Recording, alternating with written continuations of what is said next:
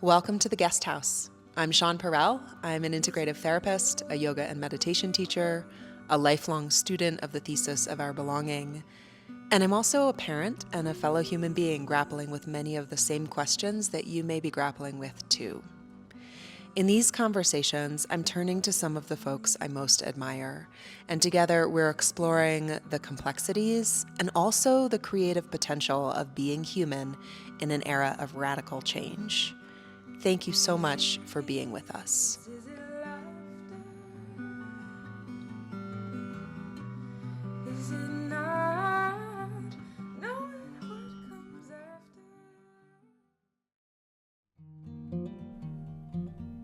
In contrast to the more touristy city of Reykjavik in the south, the city of Akureyri has been one of Iceland's best-kept secrets, and now, just for us, the secret is out.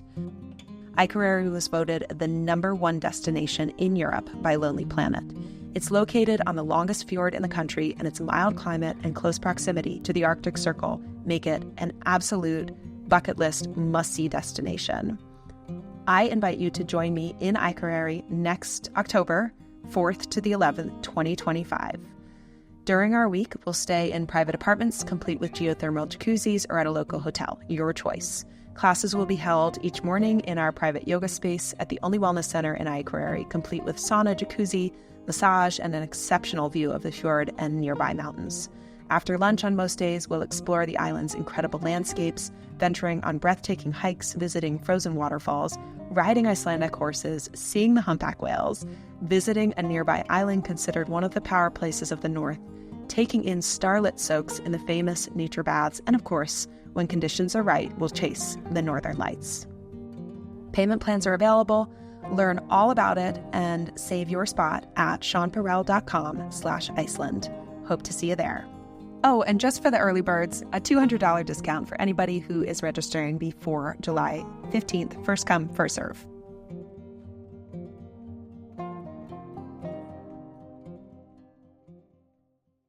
My guest today is Rachel Rossitto. Rachel, for the past 15 years, has dedicated her life to studying earth-based feminine wisdom, priestess temple arts, women's holistic health, womb healing, birth education, herbalism, Eastern spiritual philosophy and practice, tea ceremony, intuition and energy healing, devotional music, magic and alchemy, plant medicine, and masculine, feminine healing and integration. She offers long-form courses, individual mentorship, and immersions to support women's reconnection or reclamation of the divine feminine. And I want to say my first encounter with you was in a ceremonial context, which I don't often really speak about, but just for the introduction, it feels so important energetically to say, being able to be in a field with you of ceremony, there was something so present about the qualities that you teach. And I had no context for you at all. I mean, it was just like, hi, there's this lovely woman who's across the circle from me, really. And what I felt as I kind of just tuned in a little bit was truly the gift of presence of these qualities of the divine feminine that you share. So that to me is a transmission. It's like, okay, when we talk about sort of not just what do we know, but what are we embodying and what are we able to therefore hold space for others to experience. It was really clear to me. So I'm so grateful to you for being with us today. Thank you. It's such an honor to be here and to be in your beautiful home. And since moving to Santa Fe, you were one of the first people who I met and felt this instant connection and resonance. So I feel so honored. Yeah. I think there's something when women get together and just kind of recognize each other and go safe, deep, nourishing harbor, and how important those harbors are in our lives. So I want to say at the outset of this conversation that we are going to be inquiring into principles of balance that are inherent in nature and that we so often organize like within sort of what we would say like gender norms, that kind of thing. And I want to just kind of acknowledge that not everyone who may be listening identifies fully with like the kind of polarity of divine feminine or divine masculine. And so what my intention here is to hold really a possibility that through this conversation we can more inclusively, deeply, wholesomely expound on what is this thing that we talk about as divine feminine, and what do we get wrong about it in terms of our stereotypical kind of cultural treatment of divine feminine, and why is it so important in our context, societally, culturally, to do this work of really reclaiming our sense of the divine feminine. I'm so grateful that you bring this forward, because what I hear often is that there's a misunderstanding around the divine feminine and gender, right? So I just want to clarify that divine feminine is an energy, it's an essence, it's a quality, it's a spiritual principle, more so than having to do with necessarily being a woman or identifying as a woman. Even though there are some very specific things that you can correlate to the energy of the divine feminine, and so when we think about the feminine, we can think of the qualities of softness or intuition or sensitivity, openness, compassion, love, right? These different qualities that have nothing to do with being a man or a woman. It's more of an energy that we tap into and we harness and we cultivate to live a more balanced, integral life. Now, the feminine isn't just one thing. She's not just soft and sweet and delicate. That's one facet. But as we know, when we think of, let's say, the archetype of mother, right? The mother is nurturing and supportive, and she's also fierce and can be very use severity, if necessary, to protect her children. So I will say within the realms of learning about the goddesses and the archetypes, there's range, there's dynamism, there's the warrior, there's the crone, there's the maiden, there's all these different facets of the feminine principle that we can tune into, we can embody, we can learn from, we can experiment with, we can move through different cycles and seasons throughout our lives. And the aspect of the feminine, the one that I started with, correlates directly to the anatomy of the feminine, of a woman. You can think about the yoni or the vagina as being receptive, being soft, being open, having that flower-like shape and that flower-like essence that's drawing towards her. The energy of magnetism versus like electricity, right? A man is more penetrative in his anatomy. A woman is more receptive. So, we think about the womb, we think about the essence of creativity and the ways that a woman, creates life in her womb. But we also create life and beautiful things in all aspects of our lives, whether it be a creative project or building a home. We all have access to that creative potentiality. And I specifically am really passionate about supporting women. I'm a trained birth doula and have been just so fascinated by birth my whole life. And so I work a lot with women, helping them to prepare for pregnancy, supporting them in their relationship with sexuality and tantric practices, literally giving birth. And then also those early days, those early months and years of that transition from maiden to mother. And so I'm super passionate about all the rites of passage that a woman goes through when she receives her first moon blood, to when she, prepares for pregnancy and gives birth, and also, the transition into the crone, being an elder. And we've lost these moments of initiation and walking through thresholds. And I think it's a really important part of establishing that feminine wisdom in the body and in the human experience. And just as we were talking about the change and the shift and the constant moving and becoming that we are in relationship to. I love this kind of the feeling of this experience for women in life is such a continuum, and yet we tend to celebrate or to really focus on certain rites of passage, and we really have like undervalued other rites of passage. And so part of what I sense in your work, and I'm going to hear more about kind of how you hold this container for women, but is allowing for all of these different facets to emerge, to be beheld, to be sort of recognized and reflected in their integrity, in the same way that the divine feminine in so many traditions around the world is expressed in a multifaceted form, right? So I've been reading Elise Lohnen's book on our best behavior recently, and she goes through each of the 7 deadly sins, and she talks about how women have internalized these narratives around the 7 deadly sins. For example, sloth, right? That if we allow ourselves to rest at some deep internalized, conditioned level, we hold the belief that like it's not okay for us to rest as women, right? Or when it comes to, you mentioned sensuality, sexuality, right? The sensuous as a quality of receptivity with nature, a deep listening, like the way that David Abrams talks about the spell of the sensuous is like coming into a deeper sense of communion. And she talks about how, you know, we have like really culturally somehow, somewhere along the line, usually when we're very little, right, get the idea that women's sexuality and sensuality, there's something wrong with it.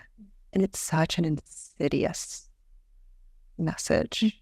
And how do you hold an invitation around sexuality and sensuality for women?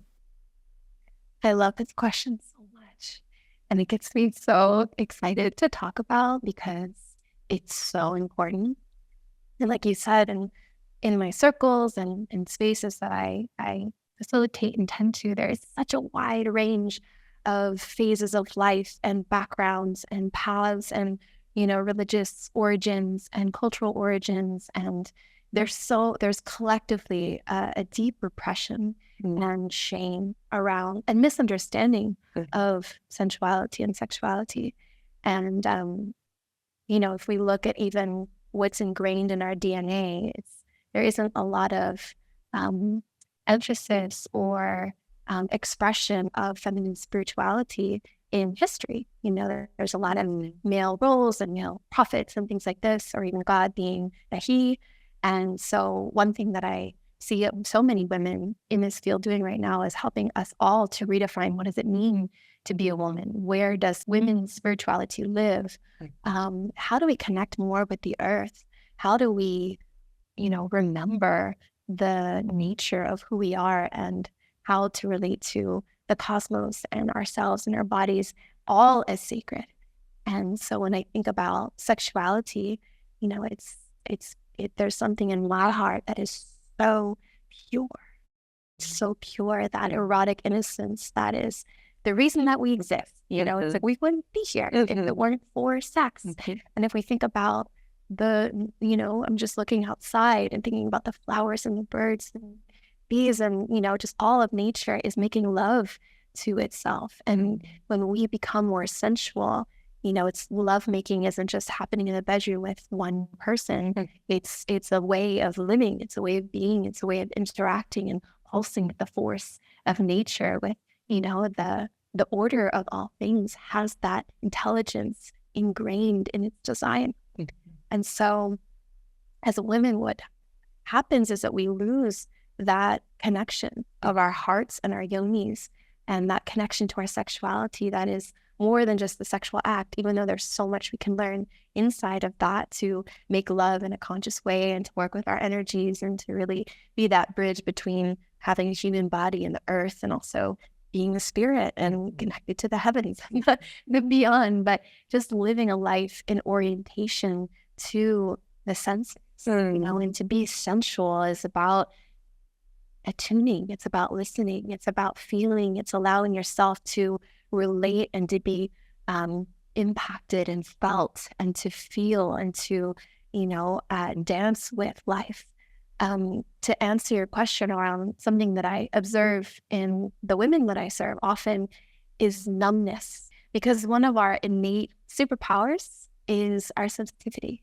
And we live in a world that is so stimulated, right? And we've all had things happen to us that maybe have been hurtful or been too much, right? It could be sexual abuse. It could be not being able to speak up in school. It could be these ways that we've been kind of shut down. Maybe it happened in this life. Maybe it's something we carry from our ancestors and our, matriarchal lineage and beyond that. But this numbing, right? And so when we numb, we create that shell and that armor.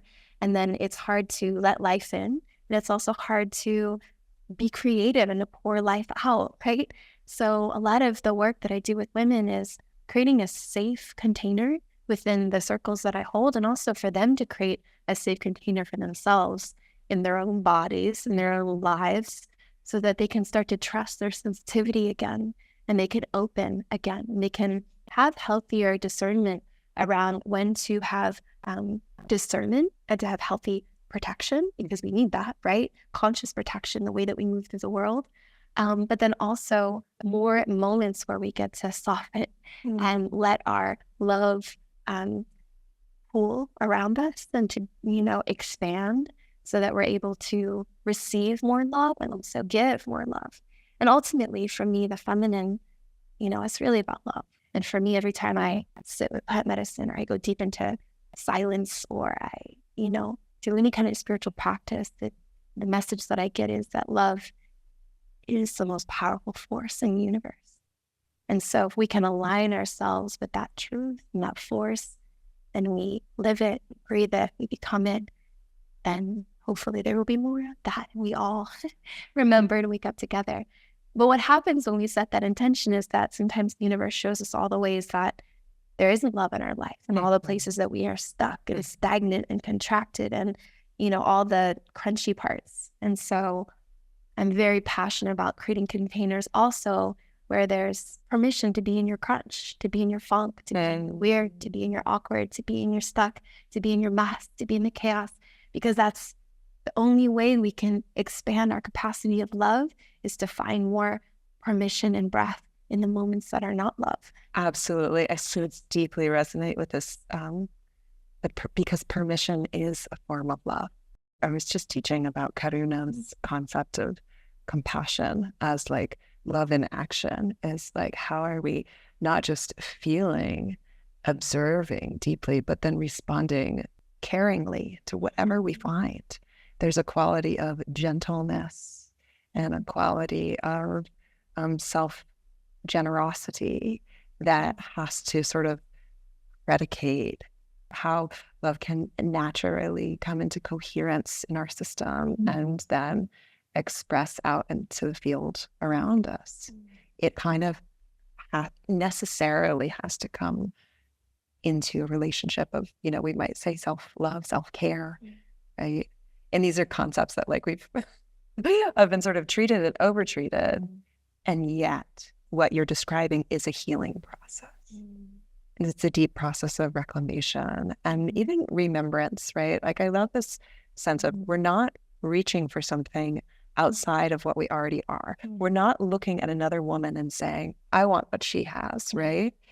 It's actually about a flowering from within. Yeah. Like you said, it's not outside of us, it's inside of us. And so as women, the superpower, the magic that happens when we gather is that we get to amplify each other and give each other that permission and to mirror things for each other. So when you see, there's this really beautiful phenomenon that happens when you see a bunch of flowers that open. It's like when one pops, then the others go pop, pop, pop. So once you see one woman vibrate and blossom and open and, or claim her voice or claim her power, you're like, yes. And all of a sudden you recognize it and it opens in you. And to your point around self-care, like you said, it's sometimes so overused and misunderstood. Like, okay, facials and massages and like all that stuff, delicious and yummy. But for me, self-care really has to do with tending to the vessel and to remember that love that we're wanting to embody more of isn't actually coming from us. It's coming through us. So it's like, how do we be that hollow bone or that bamboo or that instrument, right? So self-care is like, how do I tune my instrument as if I am the instrument, like as if you're playing a violin, so that that love can pour through you and vibrate through you, and your only job is to get out of the way and to show up to the moment with presence and openness and curiosity and trust and willingness, so that that can flow and vibrate through you, beyond you. You were speaking about the way that observing women like flowers, when one pops, others around, and I think there's a deep wisdom there, teaching in, and sometimes I think some of those crunchy, shadowy frequencies like envy can actually be really important and even medicinal if we're able to look at a projected feeling and actually replenish our own hearts by inquiring, what is the longing? What is the deeper longing that's here that has nothing to do with anyone else, right? But that in some ways our relationships with others can sort of mirror to us. And what is it like to hold even the crunchy, like even the places where we're not yet in love with ourselves, with integrity and with dignity and with a quality of, the courage to come back again and again. So here you are with these circles. You are now in your work. Your work has evolved such that you're holding this space for other women, and I imagine that it's an extension of your own healing process. Can you kind of go back to walk us forward a little bit? How did the spiral of your own practice come to be? I have to start with my mother and just honor her. She's a wise woman, and I'm really grateful for her own intuition and attunement to her body and her needs. And, she had my brother, I think she was like 24, in a very traditional way, in the hospital with epidural and all the things. And then, he was whisked off, and she just was like, something just didn't feel right about that. Yeah. And so, when she got pregnant with me and gave birth to me, it was at home. It was with a midwife. My dad caught me. My brother cut my umbilical cord. It was very holistic in that sense. And I'm not even going to say that that's the way that anyone should do it. It was just what was true for her and right for her and what her body needed and what her body was, available for. So I would say that for me felt like a beautiful gift to be brought into the world with that level of connection and intuition to her body, her heart, and the experience that she was hoping to have. And as a doula, I see this as well. Women set intentions for how they want to give birth, and sometimes it looks completely different, and that's beautiful. And sometimes that's the karma of how it's all meant to unfold. So I will never say there's one right way at all. But being brought into the world in that way felt like a true gift, and gave me a sense of what it means to listen and to be in harmony with the body and with nature. And of course, my own experience as a teen, I had a very beautiful childhood. Both my parents are yogis and meditators, and grew up macrobiotic and was homeschooled and all the very alternative things.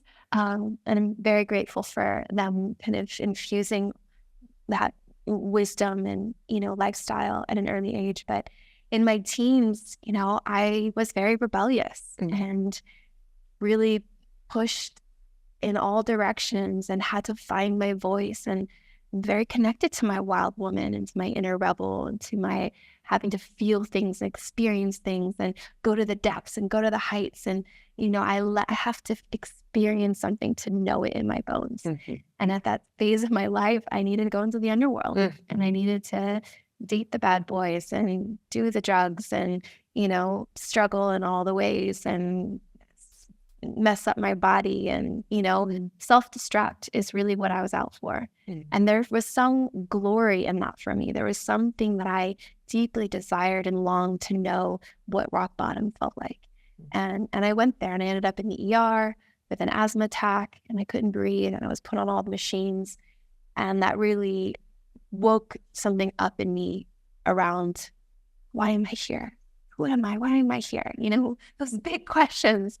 And struggling so much with my purpose and feeling like my brother, he is an academic, he went to Princeton, worked on Wall Street, finance, and he was like my cool big brother. Like I wanted to be just like him, although I was nothing like him at my essence. I, love to sing and love to dance and love to pray and love to be in nature and to walk barefoot and to, I just am a different creature in every way. We both share, big loving hearts, but, I had to carve my own path. And so I moved to New York. I, started practicing yoga. I developed a daily meditation practice. I started studying health coaching, became a birth doula, and really just threw myself into the healing arts to heal myself, to find my spirit again, which felt like it had gotten totally scorched and like was barely there. I felt like I was a little ember,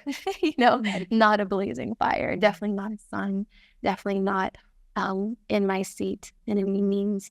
And through that, was a process of healing myself, which I'm continuously doing, guiding and teaching as it was happening.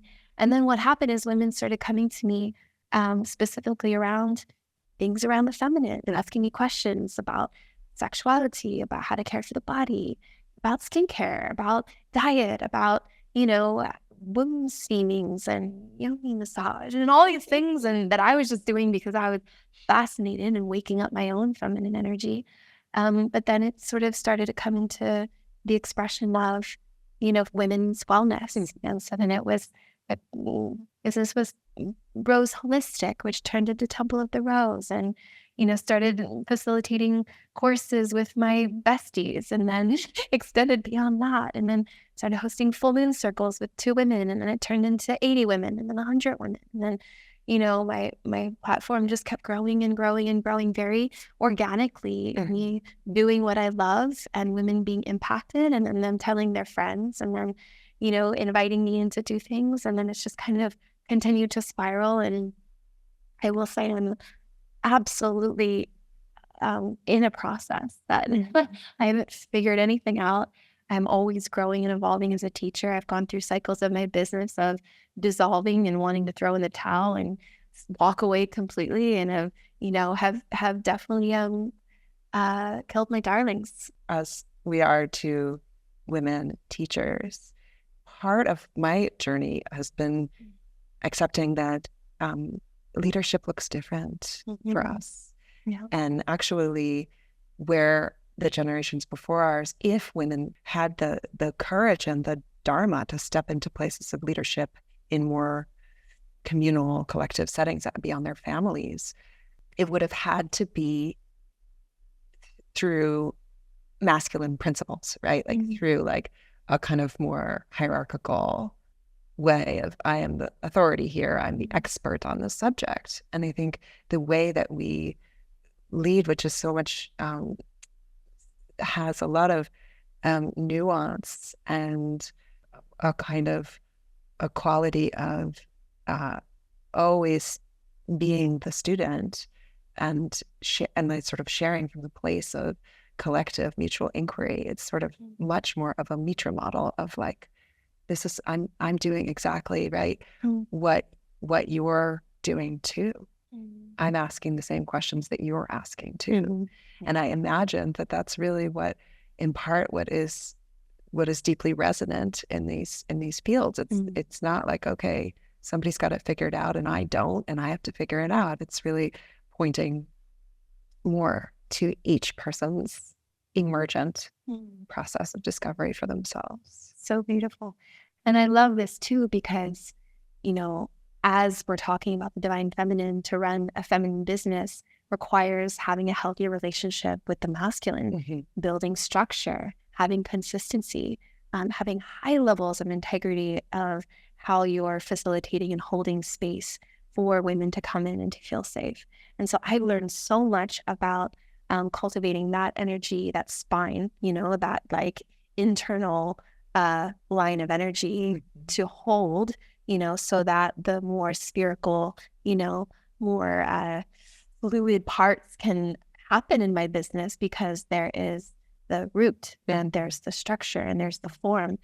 And one way that I like to think about it too, if not feminine energy or masculine energy, but, you know, solar and lunar, or yin and yang, it's like different textures and qualities that we weave together with our businesses so that they feel whole, so that they feel like an ecosystem, not like a pillar, right? If you think about buildings or high rises, it's very phallic in a way, you know, where it's like, I want to grow a garden. I want my business to feel like a ecosystem. I want my life to feel sustainable and procreative, and, you know, where it all flows into itself.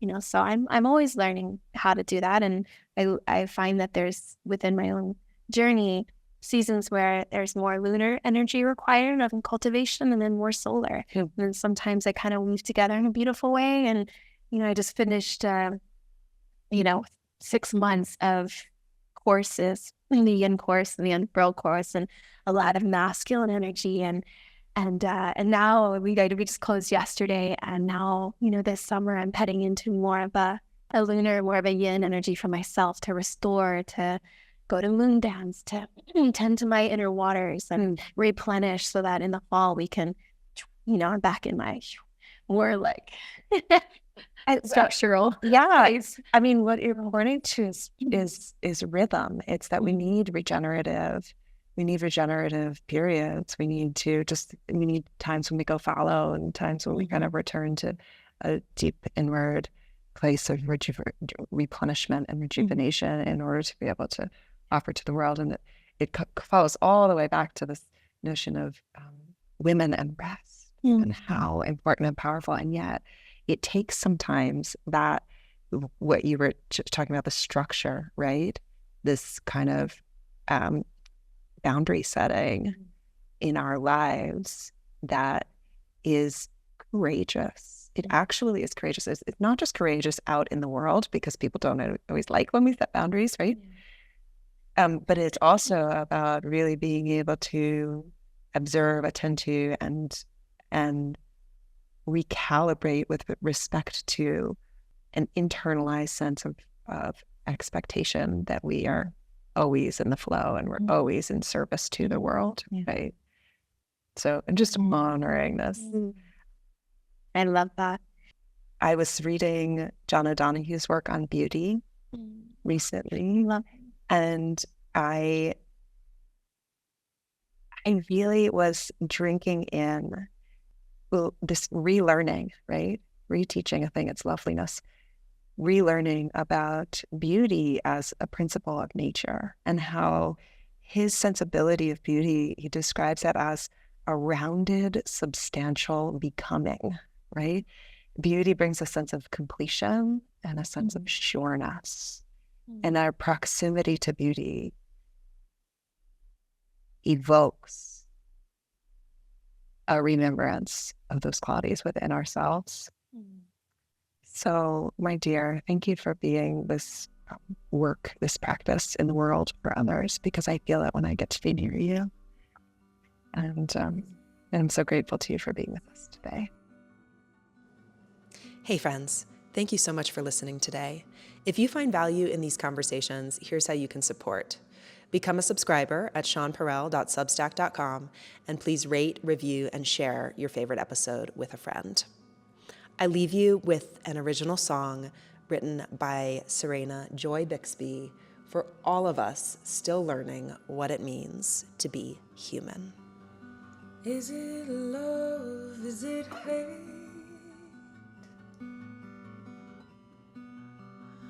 Grief or heartache? Or what does it mean to be human?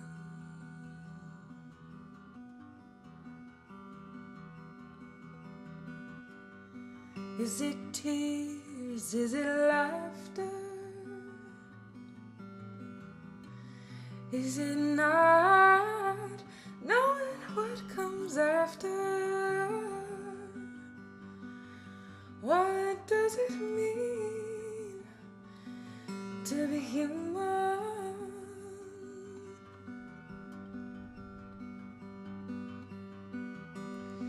Well, I'm sure I don't know. This life, where it goes.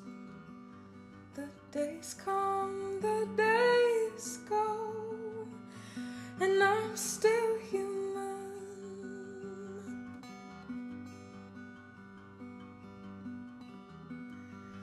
Oh, one thing I know for sure is I'm looking for more. Gonna go out, learn what it means to be human.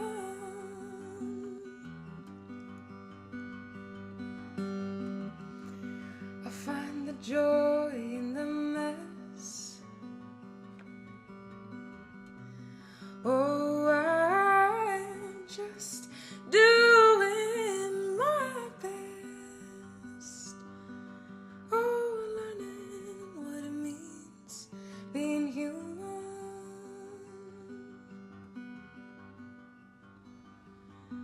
Oh, learning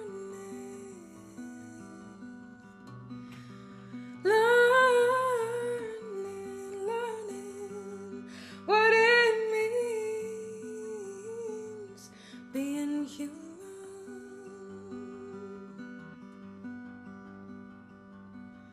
I'm learning.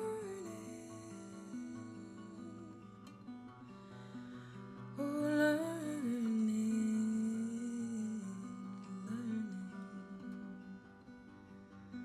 what it means being